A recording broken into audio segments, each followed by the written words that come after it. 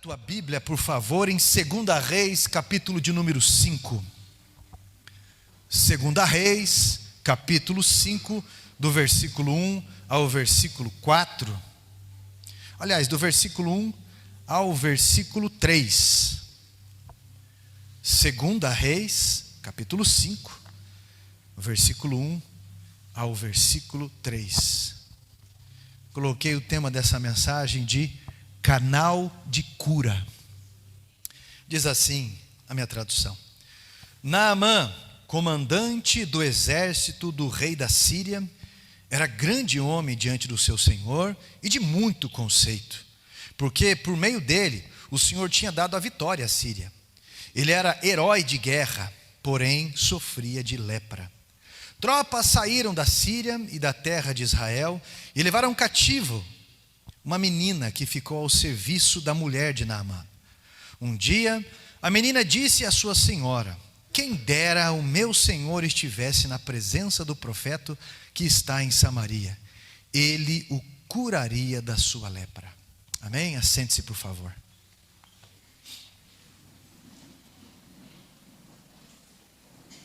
Jesus disse, não é? No mundo teríamos, mas ele também diz: tem de bom? Porque eu venci o mundo. Você sabe que o que Deus pode fazer através da tua dor? Você sabe o que Deus pode fazer através da tua experiência ruim? Você sabe o que Deus pode fazer através de um testemunho de superação? Você sabe o que Deus pode fazer depois de um vendaval? Você sabe o que Deus pode fazer depois de uma traição, depois de uma queda? Você sabe o que Deus pode fazer depois de uma doença, depois de uma ausência, depois de um abandono? Você sabe o que Deus pode fazer depois de uma cruz, depois de espinhos? Deus pode fazer um canal de milagres. Amém? No mundo nós teremos aflições, nós não entendemos muitas coisas, mas quando você olha para Deus, há um novo começo. Quando você olha para Deus, há uma nova oportunidade. Quando você lê a palavra de Deus, principalmente quando você está passando por momentos de aflição, você vai encontrar respostas específicas. Você vai encontrar um canal ali para que você possa ter esperança. Você vai encontrar uma estratégia através do testemunho de alguém, para que você tenha um caminho a traçar e para que você também seja curado. E para que você seja um canal para pessoas que estão sofrendo, possam também encontrar um caminho. Esse milagre operado no general do exército da Síria mostra a graça de Deus a quem o procura. E esse general tinha o que era chamado de lepra. Para que você entenda melhor, qualquer doença de pele rosa ou rosada que não houvesse cura, naquela época seria considerado lepra. Não indica como propriamente o que conhecemos como hanseníase hoje apenas, porque até a palavra lepra ela entrou em desuso, pois é uma palavra carregada de discriminação. Mas esse homem general, um homem que a Bíblia mesmo descreve como um homem valente, um herói de guerra, e dependendo da sua tradução, homem valoroso, com tantas investidas militares de sucesso, ele era alguém que tinha uma enfermidade que naquele momento não tinha cura. E a respeito disso, ele veste a sua armadura, ele vence, ele volta para casa e a lepra continua ali como um espinho na carne. A lepra não esmorece. Ele continua as batalhas, ele toca a sua vida, mas a doença continua avançando. E o problema estava ali, não respeitando se ele era uma pessoa digna, não respeitando se ele era uma pessoa de valor, se ele era um chefe do exército, um homem vitorioso de guerra. Era um problema grave, era uma condenação, era algo constrangedor, gerando aflição, gerando desconforto, insegurança, como se tivesse algo escondido, como se tivesse algo, como um ponto de interrogação que questionava todas as coisas da vida daquele homem. Um dia, tropas da Síria saem em missão, uma peleja, uma batalha, e invadem a terra de Israel, invade a terra dos profetas, invade a terra da fé, a terra dos milagres, a terra da aliança, invadem a terra onde Deus se manifesta. Eles invadiram essa terra, e eu não vou romantizar essa história, para que você entenda a realidade. Tropas invadem Israel, passam a mão em uma menina, capturam uma menina e a levam para fora de Israel. Não tem como romantizar isso, porque a guerra é a maior expressão do inimigo na terra. E falando aqui, parece resumidamente tão simples, mas se você parar para pensar, quando você ouve sobre a dor de alguém, tem todo um histórico muito difícil. Ela é uma menina, então se ela é uma menina, ela deve ter ou 12 anos ou menos de 12 anos. Mas ela é arrancada de casa e com certeza ela grita, com certeza ela apanha. Pois qual a menina que é sequestrada e não tem uma reação de desespero? Nessa hora os brinquedos ficam para trás, talvez uma boneca de pano, eu não sei. Nessa hora não adianta a mãe dela gritar, talvez a mãe dela foi morta. Ela pode chorar, ela pode clamar, mas não tem jeito. Arrancaram essa menina da terra dela, arrancaram essa menina da mesa dela, da família dela. E toda vez que você escuta alguém que superou alguma doença, alguém que superou algum abandono, você escuta algo muito resumido. Mas foram dias de cuidado, foram dias de choro, foram noites de tratamento, foram N situações para que aquela pessoa pudesse contar aquilo. E chegando lá, a Bíblia diz que entregaram essa menina como um brinde, como um presente à esposa do chefe do exército chamado Naamã, como uma lembrança de viagem. E dizem: trouxe para você, trouxe para te servir. Na cabeça do general da Síria, eu prendi essa menina. Na mente de Deus, é ela que vai prender você, meu amigo. Eu separei e vou passar para você 18 pontos aqui. É isso mesmo que você ouviu. 18 pontos que me chamam a atenção sobre isso, porque Deus quer chamar a tua atenção sobre ser canal. Se nós pudéssemos ver, o primeiro ponto, se nós pudéssemos ver o processo que nós estamos passando hoje na nossa vida, na ótica de Deus, nós iríamos começar a glorificar mais, a nos alegrar mais, porque tem uma finalidade o processo que nós passamos. Pois todas as coisas juntamente cooperam para o bem daqueles que amam a Deus e foram chamados segundo o seu propósito. É o que está escrito. Quantos dias chorou? Quantas madrugadas ela urrou querendo a sua mãe? Chorou querendo o seu pai, querendo os seus irmãos, amigos, o quarto dela, talvez a casa dela, as roupas dela. Nós não entendemos os processos, mas eles nos fazem ser mais fortes para a finalidade de Deus. Segundo ponto, essa menina, ela vai precisar curar um conflito interno antes de abrir a sua boca. Quantas pessoas você conhece que não foram curadas e vivem abrindo a sua boca e machucando outras pessoas? Até pregadores que usam o altar para destilar veneno sobre pessoas. Ficou evidente que essa menina, para vencer, precisou vencer conflitos internos que outras pessoas fortes talvez ainda não venceram ou se autoconsideram fortes. Deus livrou a menina quando guardou a menina de coisas piores. Deus protegeu a menina daquele sequestro, de coisas piores. Ela vai ter que desenvolver, antes de tudo, uma maturidade que nós precisamos desenvolver para que possamos abrir a nossa boca. Porque nós vamos ser provados sempre. Você conhece aquela mãe que sempre machuca os filhos? aquele marido que sempre machuca a esposa, aquela esposa que é uma tortura para o marido, aquelas pessoas que vivem machucando uns aos outros com palavras, com securas. Pois bem, nós nunca vamos nos livrar de palavras difíceis ou de pessoas que também falam coisas para a gente, mas nós vamos precisar estar bem tratados dentro de nós para entender o que essa pessoa faz ou fala, o limite que você dá, e se você escolhe as palavras dessa pessoa ou escolhe as palavras boas de alguém e de Cristo.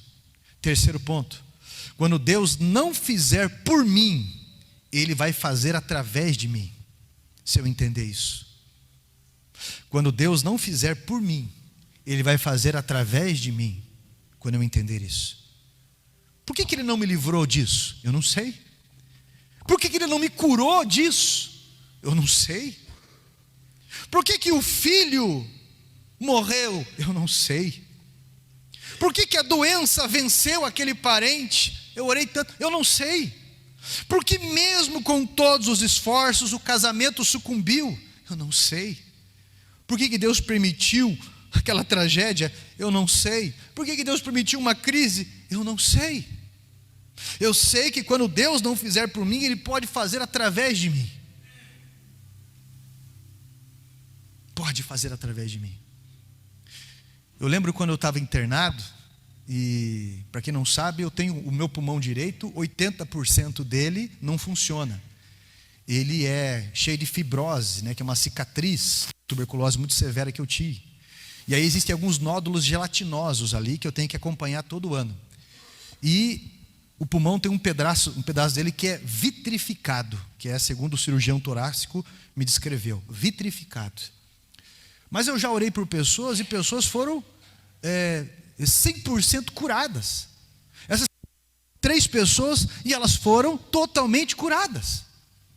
Mas por que Deus não me curou? Eu não sei. Eu não sei. Eu sei que se Ele não fizer por mim, Ele pode fazer através de mim. Eu vivo bem, respirando, eu corro, eu fortificar meu pulmão, meu coração, mais. E graças a Deus por isso. Deus sabe de tudo. Quarto ponto: mas uma coisa que eu sei, o que Ele deixa de fazer por mim não altera quem Ele é. Ele tem poder para fazer. Simplesmente assim. Você pensa que aquela garotinha não conhecia o Salmo 91? Aquele que habita no esconderijo do Altíssimo, a sombra do Onipotente descansará. Você acha que ela não conhecia o Salmo 46? Deus é o meu refúgio e fortaleza, socorro bem presente na hora da angústia. É lógico que ela conhecia. Mas a maturidade quinto ponto, a maturidade eu não sei porque Ele não fez, mas Ele tem poder para fazer. Aí ela começa a fazer os seus afazeres, ela lava, ela cozinha, ela limpa. Eu não sei qual eram os afazeres daquela menina, mas ela está sendo curada ali por Deus. Ele não fez por mim, mas Ele faz. Eu sei lá de o porquê que eu estou aqui, de o porquê que eu estou nesse hospital como eu estava, mas eu orei por 7 pessoas ali, e aquelas pessoas foram curadas. Assim como também Ananias não entendeu o porquê quando Deus chamou ele para ir na rua que se chama direita. Mas Deus olha para ele e fala para ele: Ananias, Atos 9,16, eu é que sei o quanto deves padecer pelo meu nome. Assim como Paulo poderia não entender no início por que de uma forma inocente, ele foi parar preso. Mas na verdade, foi para que em algemas as pessoas naquele presídio, aquele carcereiro, uma igreja começasse através daquele carcereiro, um homem chamado Onésimo fosse liberto, fosse curado, transformado e voltado para o seu senhor Filemão, como alguém que antes era inútil, agora útil. Deus sabe de todas as coisas. Por que Ele não se manifestou na hora que eu gritei? Por que Ele não se manifestou? Por quê? Eu não sei qual o serviço que poderia estar executando no momento, mas ela tinha a informação que o patrão dela era leproso. E quem que era esse indivíduo? Esse indivíduo era nada mais, nada menos do que o responsável por ela estar longe de casa. Esse indivíduo era o responsável por ela não estar na sua terra. Ele era o responsável por ela ter sido saqueada, prejudicada. O responsável por ela estar longe da família, de casa, dos amigos, da sua mãe, do seu pai. E é comum qualquer um querer que sofra quem lhe trouxe sofrimento. É comum.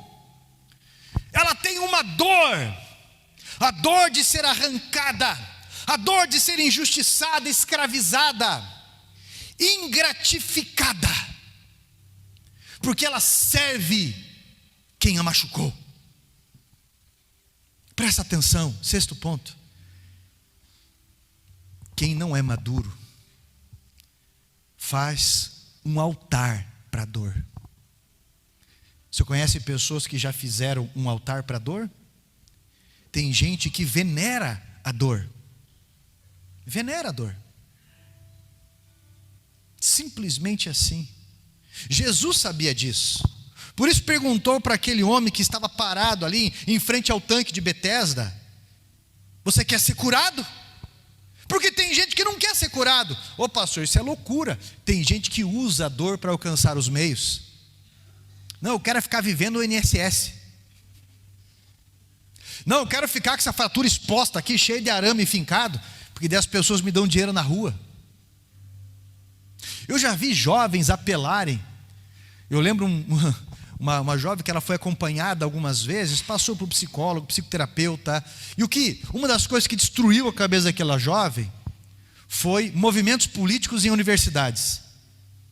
Aquela jovem se centralizou tanto no eu e uns discursos doentios, porque é um absurdo algumas coisas, que ela começava a dizer que ela tinha isso ou aquilo, e uma psicóloga perguntou para ela: talvez você tenha 1 grau de bipolaridade.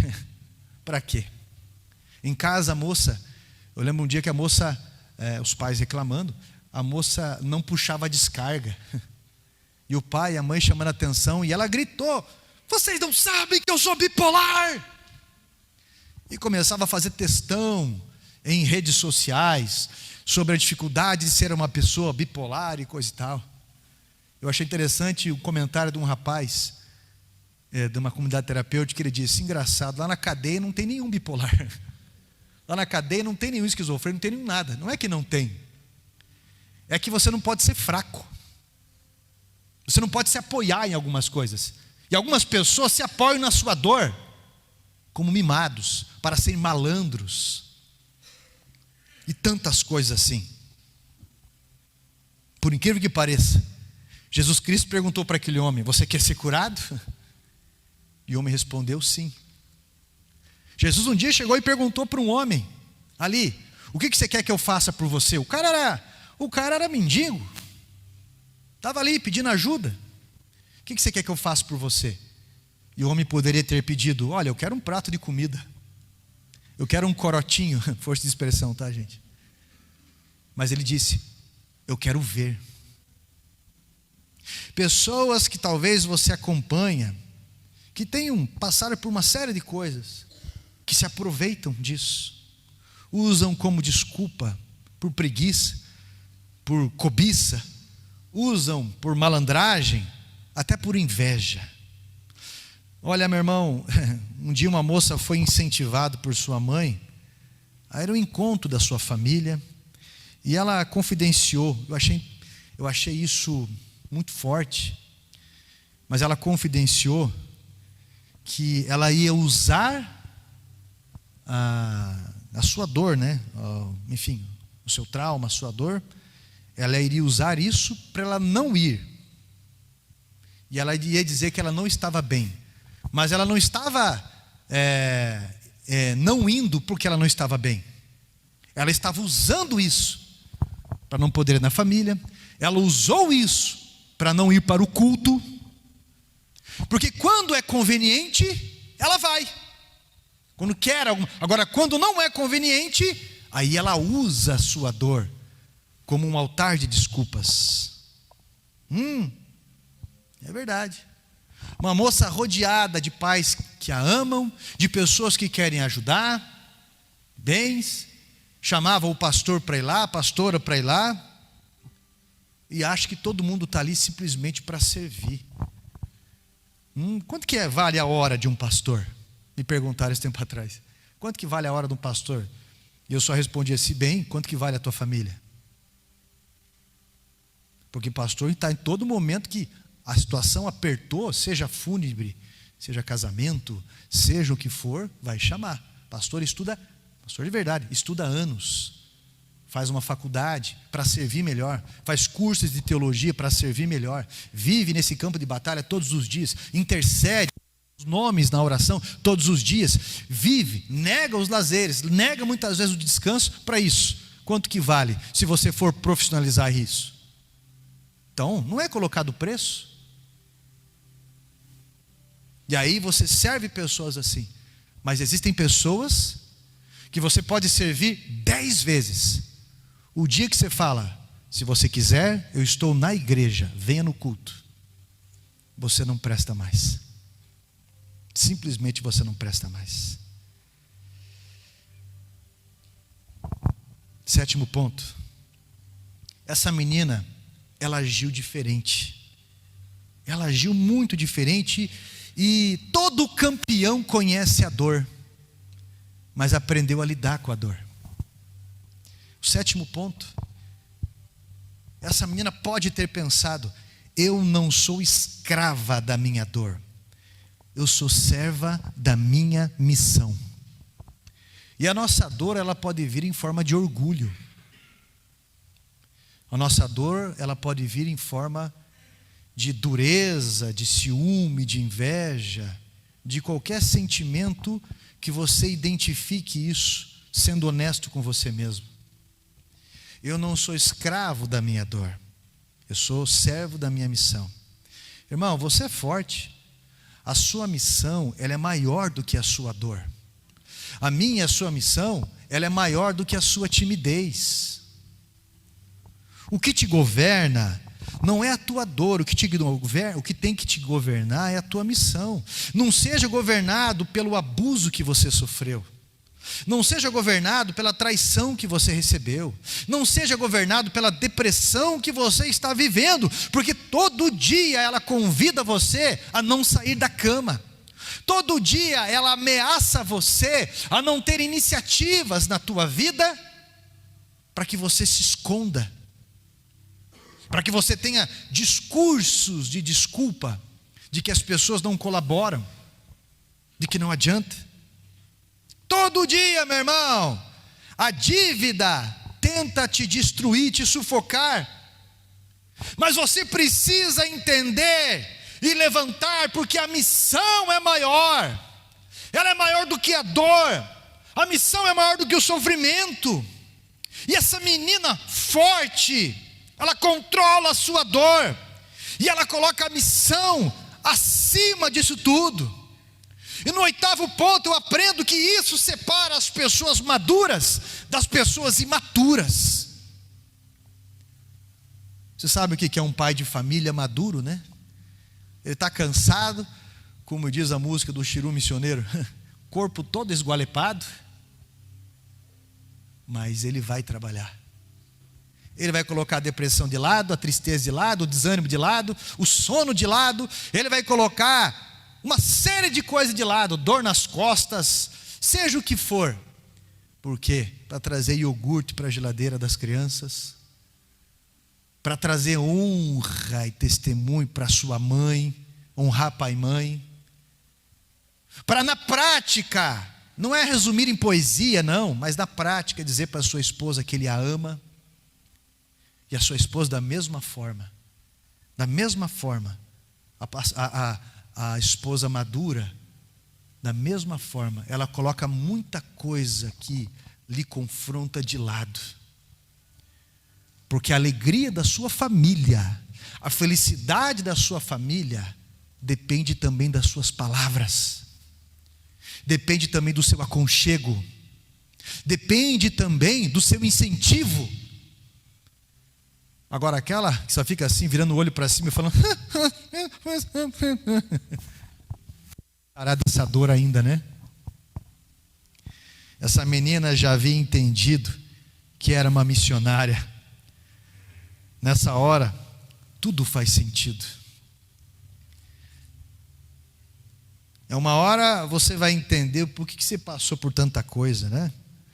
Agora eu sei porque que eu gritei, ninguém me socorreu.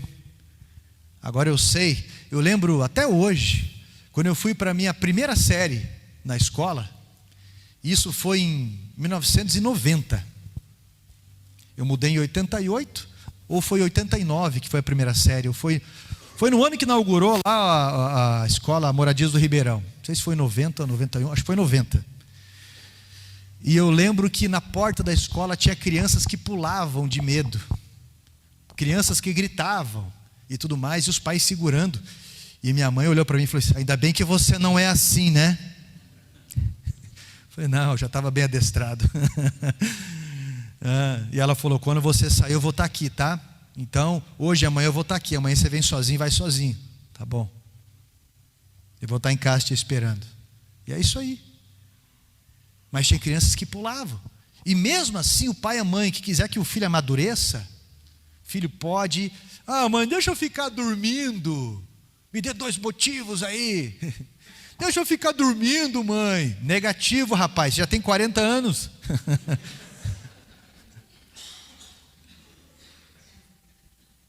Ah, mãe, deixa eu descansar mais um pouco. Vai para a escola, vai para a faculdade. Teu boletim é o teu salário. Se você não cuidar do teu boletim, como que vai ser a tua vida financeira? A gente sempre acha que vai dar tempo para algumas coisas. E quando está numa altura da vida, você descobre que não dá tempo. Ou você começa hoje, ou você vai acordar depois dos 30 anos, cheio de frustrações da vida. E vai ser daquelas pessoas que ficam toda hora assim, ó. Toda hora. E Deus nos educa, né, meus irmãos? Você vai espernear, vai dizer para Deus: eu não quero, Deus, por que eu estou passando por isso? E parece que o silêncio, ele é ensurdecedor. Vai chegar um dia que tudo vai fazer sentido. Vai chegar um dia que você vai agradecer muito o teu pai e a tua mãe por ter acordado você cedo sempre e por uma série de coisas na tua vida. Agora eu entendi porque que eu casei com tal pessoa, agora eu entendi porque que não deu certo aquele emprego, mas deu certo o outro. Agora eu entendi porque que eu tive que superar tantas coisas assim, porque que eu passei por isso. E a Bíblia diz que aquela menina vai chamar aquela mulher e vai dar informações poderosas àquela mulher. Ela diz assim: quem me dera o meu Senhor fosse na minha terra e ele encontrasse ali o profeta, porque ele seria curado. 9º ponto, meu irmão, você tem um endereço. Você tem o endereço da cura. Porque todo cristão ou é um missionário ou é um impostor. Precisa ter a ousadia de dar o endereço. Quantas pessoas você orou por elas impondo as mãos essa semana? Quantas pessoas você convidou a ir a um culto essa semana? Quantas pessoas você colocou as mãos e orou por ela e essa pessoa foi liberta de um espírito maligno esse ano? Quantas pessoas você colocou as mãos e essa pessoa estava com alguma enfermidade, ou você simplesmente orou e ela estava com alguma enfermidade e a enfermidade lhe deixou? Jesus Cristo disse que isso é um sinal para um cristão, e estes sinais seguirão aqueles que me seguem. Ele deixou bem claro. Faz quanto tempo que alguém não aceita Jesus através da sua vida? Faz quanto tempo? Que o evangelho é só ter uma vida religiosa apenas. Meu irmão, você tem um endereço. Você tem um endereço. Deus confiou a você informações preciosíssimas do céu. A Bíblia diz que a mulher chega e conta para o seu marido. E o marido vai então até o rei da Síria. Uma menina influenciando reuniões de generais e reis. Você está entendendo quem que é você? Versículo 4, né? Rei, assim e assim falou a menina que é da terra de Israel. Ela está aqui, mas ela não é daqui. E algumas pessoas não entenderam o seu lugar ainda. Começando com o jeito de falar, começando com a roupa que se veste, começando com a forma com que responde às provocações. Algumas pessoas ainda não entenderam que não são daqui. Assim como aquela menina estava na Síria servindo, mas não era de lá. Há poderosos que respeitam pessoas muito simples, porque um trabalhador próspero, ele reconhece um trabalho de qualidade. Alguém de poder reconhece aonde tem poder. E um dia um centurião chega para Jesus e fala: Senhor, um centurião, um homem responsável por 100 soldados, ele chega para Jesus e ele fala: Senhor, eu sei o que é poder, eu sei o que é autoridade, porque eu digo para o meu soldado vai, e ele vai, eu digo vem, e ele vem. Eu sei o que é autoridade, e eu sei que o Senhor tem autoridade, porque se o Senhor falar uma palavra, eu sei que ele pode ser curado. E esse homem ouviu aquela criança, ele foi até o rei. A unção de Deus é bem presente ali. Naamã respeitou aquela menina e o rei também. Então a Bíblia diz que o rei enviou uma carta para o rei de Israel, Ben-Hadad, filho de Acabe. O rei pede para que o outro rei envie de alguma forma o profeta ou a cura. E aí aquele rei de Israel, desinformado, filho de uma cria desrespeitosa que foi o rei Acabe. Você sabe quem que foi o rei Acabe? Ele foi o marido de quem? Jezabel. Então que referência esse rei Ben-Hadad ele tinha, não é? Mas ele toma uma atitude confusa. Meu irmão, na Síria, o religioso profeta, ele era funcionário do rei, isso na Síria. Mas Israel não. Israel, profeta de verdade, não era funcionário de rei de jeito nenhum. Esse rei então, de Israel, Ben-Hadad, ele fica preocupado, ele acha informação, ele fala: agora só faltava essa. O rei da Síria achando uma desculpa para guerrear contra a gente. Ele leu e ele ficou nervoso. O rei de Israel não sabe que havia profeta como Eliseu em Israel. Agora a menina tinha uma informação poderosa que o rei de Israel não tinha. Gente em Israel não conhece o Deus de Israel. Você já ouviu falar ou já percebeu talvez em lugares, em situações, em universidades, em trabalhos, várias situações acontecendo, e daqui a pouco você decide orar por alguém, ou você descobre, você toma uma atitude, e depois você descobre que ali no meio sempre teve um cristão agente secreto, escondido, que não tem atitude nenhuma, que não sabe o poder de Deus, que não confia no nome de Jesus, que não é capaz de abrir a boca e evangelizar, testemunhar o que Deus fez na sua vida em um momento oportuno, não é capaz de fazer nada. 11º ponto: alguém que anda com Deus tem responsabilidade do que fala. Naamã vai até o profeta, vamos dizer aqui de uma força de expressão, com $100.000 em presentes. Chega na porta, próximo onde está o profeta, o qual manda alguém avisar que o general precisava ser curado pelo profeta. Eliseu nem abriu a porta da onde ele estava. e manda um recado através de um mensageiro. Meu irmão, o profeta era gente boa. O profeta era gente boa. Não é que ele era grosso, não estúpido, não. O profeta conhecia Deus, e Deus também queria tratar com o coração de Naamã. Deus queria tratar com o coração de Naamã. Você pode ser juiz, você pode ser presidente, você pode ser quem for, mas na igreja nós somos ovelhas de um rebanho.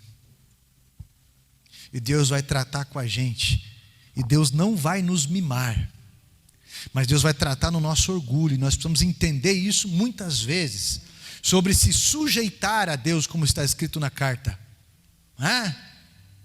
Humilhai-vos debaixo da potente mão do Senhor, e Ele ao seu tempo vos exaltará. O profeta era gente boa, mas Deus queria tratar com Naamã. Deus quer tratar com a gente. Não são algumas pessoas que são resistentes, mas é Deus que quer tratar com a gente. Esse é um dos segredos da gente não ficar chateado. Como assim, pastor? Meu irmão, o que Deus envia para mim, o que Deus permite chegar até mim, foi Ele que permitiu. O que Ele não permite chegar até mim, Ele não permitiu. Aí você fica culpando pessoas, a pessoa tem dinheiro para me ajudar, tem pessoa que, olha, bastava fazer assim, que a situação resolveria. Meu irmão, se você tem o coração ligado a Deus, uma oração ligada a Deus, Deus surpreende você. Ele levanta pessoas, Ele coloca pessoas na hora certa, Ele muda as situações, porque a glória é dEle, e nós dependemos dEle. 12º ponto, há pessoas que Deus usa para corrigir o orgulho interno da gente. Deus sabe como combater qualquer sintoma de orgulho, que foi o mesmo sintoma de orgulho que fez com que Satanás caísse. Eliseu, que nem abriu a porta, fala para um mensageiro dizer a Naamã para ele mergulhar 7 vezes no rio Jordão. Você conhece já a fama desse rio, que na época era um rio um tanto peculiar, sujo talvez, pequeno, não era um rio grande, não era um rio esplendoroso. E ele diz que Naamã vai ser restaurado. Naamã saiu chutando pedra, né? Força de expressão. E ele vai revelar uma coisa que é muito perigosa e penitente na nossa vida, chamada fantasia. Fantasia. Já ouviu falar de crente aleluiado? Crente noia? Crente paranoia? Crente aleluiado, que acha que as coisas todas têm que ser, não pastor, eu quero uma oração, mas eu quero aquelas orações de bate-pé, aquela oração de berro. Pastor, eu sei que Deus vai fazer, mas olha pastor, um anjo de 15 asas, quando aparecer para mim assim, com fogo nos olhos, o nariz assim, saindo pena, aí eu vou dizer, eis-me aqui Senhor, para o seu chamado. O crente fantasioso. E às vezes Deus chama a gente para fazer algo muito simples, na obra dEle, na casa dEle. Deus nos chama para fazer algo simples, e a pessoa questiona, eu? Mister Capacidade? Eu? Que estudei nas maiores escolas, chefe do exército? Eu? 13º ponto, cuidado, porque quando fantasiamos o que pensamos ser o ideal, nós podemos acabar nos afastando do milagre. Pequenas chaves abrem grandes portas. Eu pensei que ele iria sair e se colocar de em pé diante de mim. Eu achei que seria assim. Quem precisa de milagre, meu irmão, não precisa de fantasia, precisa de realidade. Nem tudo que a gente idealiza é saudável. Você lembra? Isso durou até o início dos anos 2000, mais ou menos, até o final dos anos 90. Tinha aqueles filmes, aqueles desenhos, aqueles livros que dizia assim no final: e eles se casaram e viveram felizes para sempre. Daí você casou. Só que a história terminou ali. E aquele homem, super-homem, quem vai tratar com orgulho daquele homem? Lembrando, você que que o super-homem não casou com a Mulher Maravilha, viu? Ele casou com Lois Lane. Ele não casou com a mulher macho, não. Ele casou com a mulher que vai tratar com o orgulho dele sendo mulher, sendo sensível. E sendo uma mulher valente. E que coloca o super-homem nos pés dela ali, em força de expressão. E aí, meu irmão, e aí? Você vai reparar que aquela mulher, o orgulho dela foi tratado através daquele homem também. Felizes para sempre é uma decisão diária, porque não existe nenhum relacionamento fácil.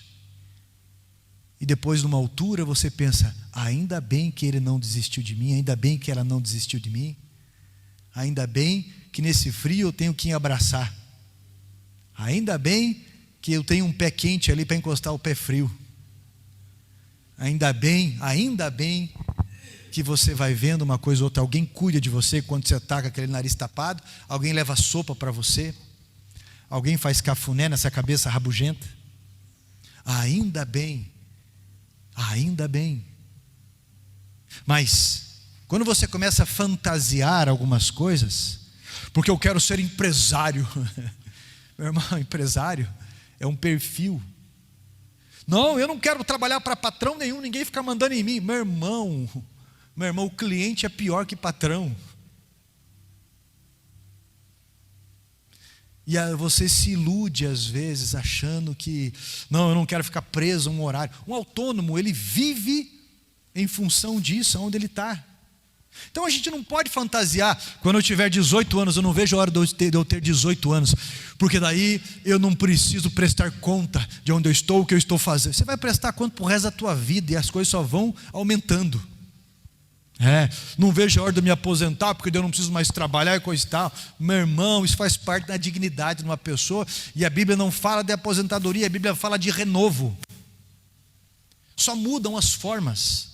Para de fantasiar algumas coisas, pelo amor de Deus, ou fantasiar tudo. Para de fantasiar. Quem precisa de milagre não pode ficar fantasiando, né? É realidade. Algumas vezes Deus quer superar as nossas expectativas, e outras Deus quer frustrar para tirar os nossos olhos do método e colocar os nossos olhos em Deus. O método ele pode mudar, mas Deus é imutável. Eu pensei que o profeta ficaria em pé, que me receberia. O profeta ligado a Deus segue as ordens de Deus. Aí chega um servo e o confronta com respeito: Senhor, se o profeta falasse para o senhor algo mais difícil, o senhor não teria feito? Agora ele pediu um negócio simples para você, por que você não faz? 14º ponto: algumas pessoas Deus coloca na nossa vida para nos confrontar. Todo libertador financeiro, por exemplo, ele vai ser confrontado e às vezes odiado no início. Pior hipocrisia é você ouvir sobre vida, é você ouvir sobre eternidade e você não ouvir sobre finanças. Eu nunca vi pessoas que confiaram ofertas e dízimo no altar de Deus piorarem a sua vida. Eu já vi muitos gananciosos que, em troca de ganância, pelas mesmas pessoas em altares gananciosos, teriam uma vida desastrosa. Isso eu já vi. Agora, dizer que dízimo não é bíblico, que oferta não é bíblico e fantasiar isso, não é bíblico. Dízimo não é um mandamento, é um princípio, e é um princípio bíblico. E Jesus Cristo mesmo disse no Novo Testamento: deve fazer essas coisas sem ocultar outras coisas. Ele mesmo corrigindo os sacerdotes ali. O evangelho vai continuar. A igreja existia antes de eu estar na igreja, antes de você estar na igreja. Ela vai continuar. Deus vai suprir, Deus vai suprir. Mas como é que está a minha vida? Eu vou levar 1 centavo das minhas finanças? Não. Mas aquilo que eu ligo no céu será ligado na terra. Eu não tenho dúvida disso. Não tenho dúvida de que tudo que Deus me permitiu ter é para a extensão do reino dele, para a qualidade da minha vida e da obra dele. E tem muitas pessoas que chegam na igreja e Deus os abençoa, e depois de um tempo esquece de Deus ou da obra dele financeiramente. Dizem que ama a Jesus, mas eu amo a minha esposa. Por acaso ela está vestida igual Chita? Não. Ela veste da forma como eu me visto, isso é, da mesma qualidade que eu posso me vestir financeiramente, eu quero que ela se vista. Por quê? Porque tudo aquilo a quem eu amo, eu quero ter aliança financeira, eu quero abençoar. Agora dizem que ama a Jesus e não tem aliança financeira, tem que repensar sobre isso. Pode ter certeza sobre o que eu estou falando. Algumas pessoas, Deus coloca na nossa vida para nos confrontar, para nos libertar, em várias áreas, em várias situações. Como esse homem chegou para Neemias e o confrontou de algo simples, corrigiu a rota daquele homem. 15º ponto, mergulhou 1, 2, 3, 4, 6 vezes, e ainda nada, porque Deus quer que fechemos um ciclo da obediência. A obediência. Meu irmão, só essa semana, fala abertamente, 3 pessoas que falaram: pastor, pode contar comigo, faz lá contra o material de construção. E eu fiz. E não acertaram. E mais uma vez, eu fui e acertei, mais uma vez eu vou lá e acerto. Palavra. Palavra. Da mesma forma, sobre o que funciona na igreja, da mesma forma, sobre o que funciona na vida de pessoas. Prometeu? Tem a palavra. Não é ir até o número 6. Você quer ser abençoado na tua vida? Esse homem era um herói, mas ele tinha uma doença. Ele era uma pessoa de valor, mas tinha algo nele que precisava ser tratado. 16º ponto. Não adianta exigir melhora de Deus enquanto você não cumpre o propósito da palavra dele. Na 7ª vez, a sua pele se tornou como uma pele de criança, a Bíblia diz. E o milagre é assim, a mudança é assim, é de uma hora para outra. É de uma hora para outra que aparece alguém na tua vida e você começa a namorar. É de uma hora para outra que a boa notícia chega, de uma hora para outra que a casa própria aparece a oportunidade. É de uma hora para outra que aparece para você carteira de motorista e o carro, porque dirigir sem carteira é crime. Aquilo é o porte de arma. É de uma hora para outra que as coisas acontecem e aparecem. Por isso precisa estar na posição. Você não tinha nem família, e agora tem uma família para você lutar a favor dela. Você não tinha nem profissão, e agora você tem profissão para lutar por ela. Você não tinha nem empresa, e agora tem algo para você lutar por isso. Não tinha nem ministério, nada, e agora Deus quer usar você como canal, não é? 17º ponto. Naamã recebe a pele de uma criança, que tipifica uma nova oportunidade. Ele recebe a pele de uma criança, que significa uma nova vida, uma nova oportunidade. Deus deu uma nova oportunidade para Naamã, e nós estamos recebendo uma nova oportunidade para ser canal de Deus, uma nova oportunidade de perdoar, de dizer o quanto nós amamos Jesus, perdoando de verdade. Uma oportunidade de sarar quem nos feriu. Uma oportunidade de sermos maduros e não cairmos nos mesmos erros. Você precisa de uma nova oportunidade na tua vida? Naamã desceu as águas e nasceu de novo. Até quando você vai ficar dizendo que é Jesus, dizendo que quer ser salvo em Cristo Jesus e não desce as águas do batismo? Até quando? Até quando você não quer encerrar um ciclo e começar outro ciclo? Até quando você vai ficar enrolando de conhecer a palavra de Deus para dar razão à palavra de Deus? Não, eu não conheço muito essas coisas de Bíblia. Até quando você vai fugir disso, culpando a ignorância disso? Até quando? Naamã desceu as águas, nasceu de novo. Ele estava condenado, ele estava podre, e ele recebeu uma nova vida. Coragem, humildade, porque Deus quer usar essa dor para curar, e você terá que ser um canal limpo, porque aqui na terra estrangeira tem dor, mas aqui na terra estrangeira tem profeta, aqui na terra estrangeira tem saudade, mas aqui na terra estrangeira tem milagre, aqui na terra estrangeira tem tristeza, mas aqui na terra estrangeira também tem perdão, e perdão de verdade. Amém? 18º ponto. Hoje eu quero convidá-lo a recuperar a identidade da tua terra. Eu quero convidá-lo a recuperar a missão da tua terra. Eu quero convidá-lo a amar almas. Eu quero convidá-lo, desafiá-lo a dizer a alguém, como Naamã, por exemplo, que Deus quer curá-lo, que Deus quer fazer naquela vida, e você vai vir representar essa pessoa hoje, e você vai colocar o nome dessa pessoa no altar, e na semana que vem, meu irmão, você vai convidar essa pessoa para ouvir a palavra de Deus, porque você é essa menina, você é essa criança que teve que aprender a lidar com a dor, confiar ela nas mãos do Deus Todo-Poderoso, que usa seja o que for para curar alguém, assim como Cristo enfrentou os espinhos, enfrentou a cruz, para que nós pudéssemos ter uma nova vida.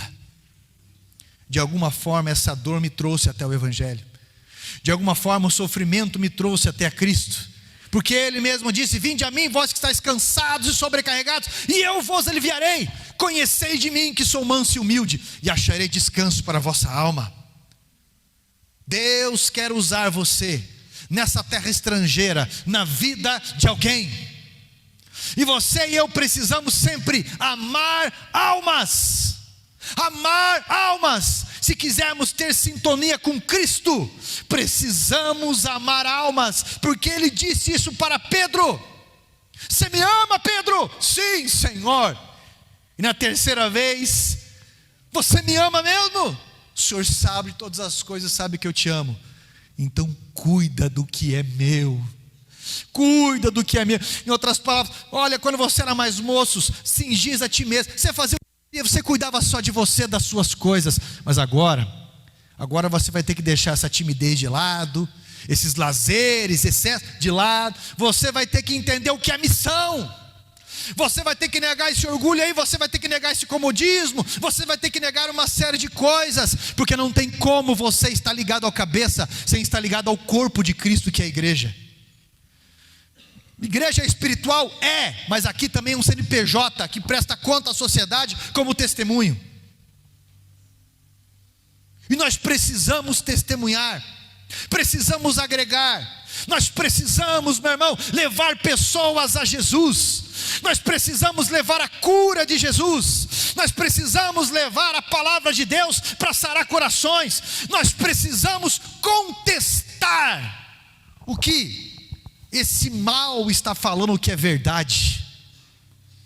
Olha o nível que chegou até nessa. Eu não assisti a abertura da Copa, das Olimpíadas, mas eu vi nos noticiários o que estão fazendo, zombando do cristianismo. Por quê? Porque a maioria de nós está de boca fechada. A maioria de nós está covarde mediante aos desafios que estão se apresentando. Se 12 homens o Senhor usou para mudar o mundo, o que está acontecendo com mais de 4 bilhões de pessoas no mundo que dizem que são cristãos? O que está acontecendo? Talvez seremos a última geração que prega o Evangelho, eu não sei, mas o mundo globalizado está sendo preparado para a vinda do anticristo e, antes de tudo, para a vinda de Cristo. E aí, qual é a verdade dentro de mim, dentro de você? Mas eu estou cheio de dores, eu estou cheio de sonhos, eu estou cheio de vontades minhas, eu tenho os meus objetivos nessa vida, eu tenho os meus sonhos, eu tenho isso, eu tenho aquilo. E Jesus disse: Você quer ser meu? Você quer me seguir? Negue-se a si mesmo e tome a sua cruz. Seja curado dessa tua dor através da missão que Deus tem confiado na sua vida. E viva o evangelho prático. Se você acha que você vive o evangelho prático, você nunca vai mudar. O evangelho prático é um evangelho de autonegação, sempre, sempre e sempre. Cismas atrapalham o evangelho. Orgulho atrapalha o evangelho. Conforto não é pecado, mas nós temos que tomar cuidado, porque o conforto tem estragado a missão de muita gente. Deus enviou você a alguém que está com a vida apodrecendo, e você precisa ser sarado dessa dor para levar o evangelho dessa pessoa. Você precisa ser sarado dessa timidez para levar o evangelho a essa pessoa. Você precisa ser sarado dessa limitação para levar o evangelho a essa pessoa. Se coloque em pé em nome de Jesus.